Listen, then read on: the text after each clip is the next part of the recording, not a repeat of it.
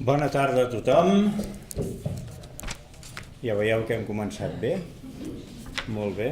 En nom del Centre de Pastoral Litúrgica us dono la benvinguda, ben cordial, i les gràcies per ser aquí, per haver vingut. Posar en marxa una revista sempre ha estat un repte. En els nostres dies potser encara més.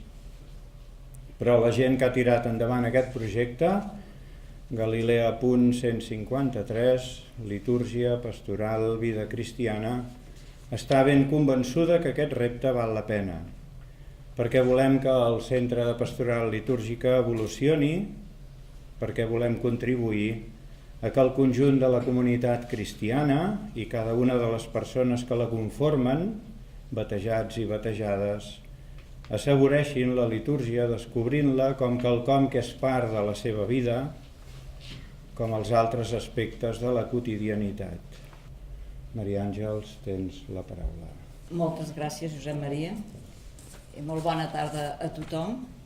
I moltes gràcies també per la vostra assistència. Ja tenim el primer número a les mans. I el que volem en aquesta revista és que ajudi a tots els laics i laiques a descobrir la litúrgia, a assaborir-la. Volem establir ponts entre la litúrgia i la vida. Perquè Galilea vol dir això, vol dir vida, vol dir quotidianitat. Si ja ho sabeu, quan les dones van al sepulcre i se'l troben buit, se'ls apareix un àngel o un senyor que els diu: aneu a dir als deixebles que vagin a Galilea, que Jesús els va al davant. Jesús va al davant nostre en la nostra vida de cada dia. I és això el que volem viure també en la revista. La litúrgia, si no es reflecteix a la vida, no té cap sentit. Per tant, celebració i vida, dos aspectes que volem unir a Galilea.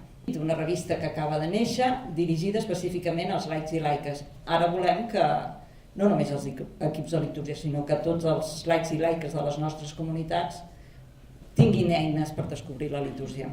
Maria del Mar Albejà, que ens acompanya i que ens farà ara mateix una reflexió sobre la litúrgia com a relació transformadora entre Déu i nosaltres. Ara li cedeixo la paraula, però abans gaudirem també d'uns instants de música amb la Maria Escales.